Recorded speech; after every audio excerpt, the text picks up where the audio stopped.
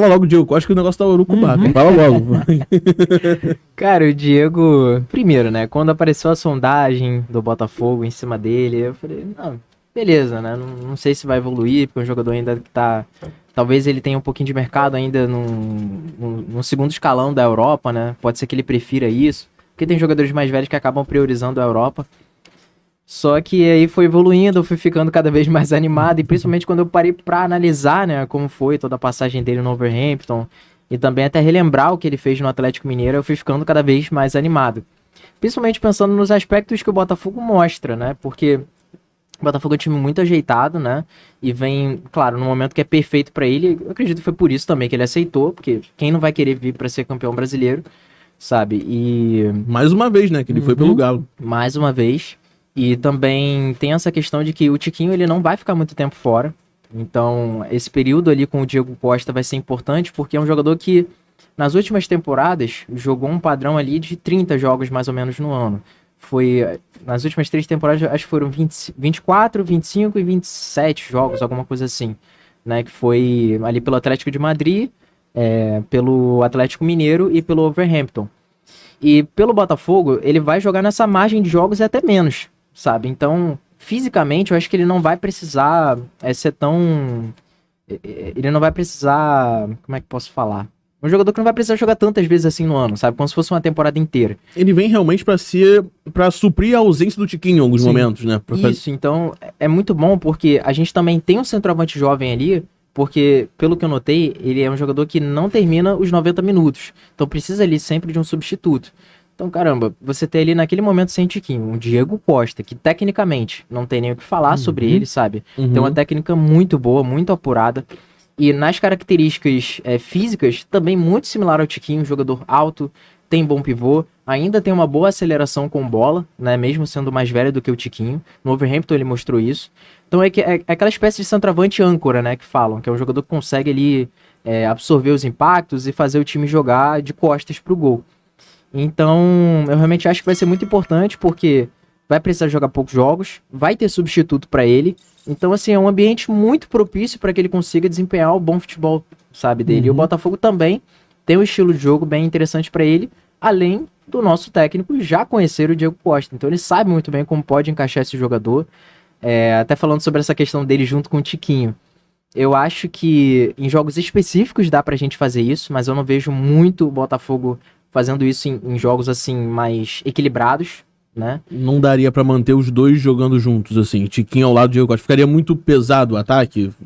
Eu acho... É porque eu acho que os dois atuando juntos, o Tiquinho teria que sair um pouco mais da sua posição. Claro que o Diego Costa tem essa capacidade também, mas o Tiquinho, fisicamente, eu acho que ele aguenta mais isso. Só que o Tiquinho, ele vai estar fazendo uma função de Eduardo.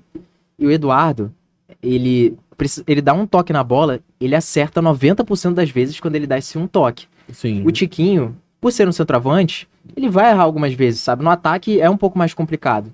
E você vê que em alguns jogos o Tiquinho, ele acaba também... ele precisa dar uma virada de jogo. Claro, ele acerta muitas vezes. Só que às vezes também erra, sabe? E um meia, ele precisa ter muito mais cuidado com isso. E o Eduardo, às vezes, ele tá no lado direito, ele tá no lado esquerdo, ele tá pegando a bola com os zagueiros, ele tá fazendo o 4-4-2 lá na frente com o Tiquinho. Então é uma movimentação muito grande pro que o Tiquinho precisaria fazer, sabe? Então por isso que eu acho que seria uma dificuldade a mais. Agora o Botafogo jogando assim, com o adversário muito retraído, sabe? Com os blocos muito compactos.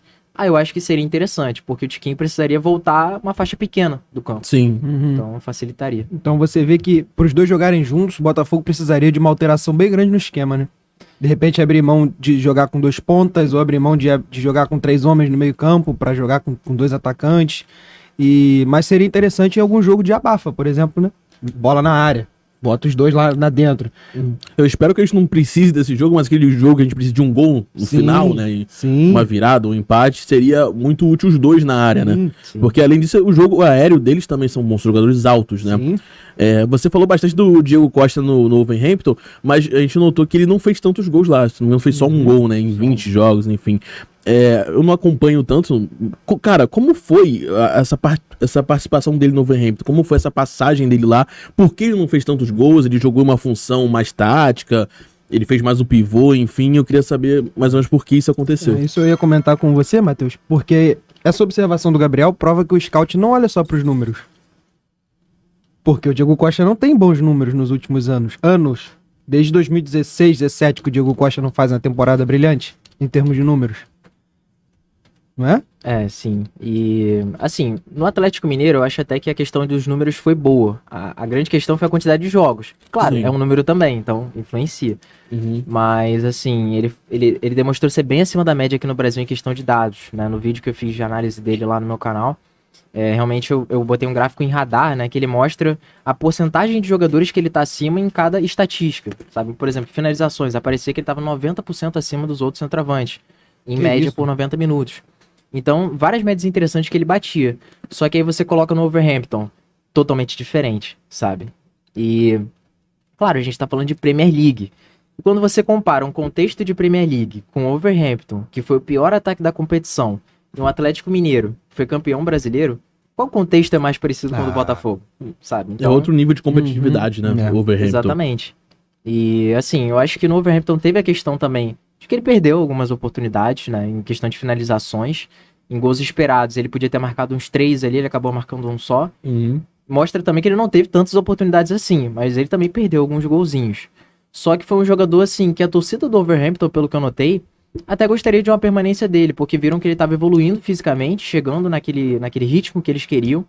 E é um jogador experiente, um jogador que briga muito pela bola. Você vê que é um jogador assim que não fica assistindo o jogo, não é um centroavante desse estilo.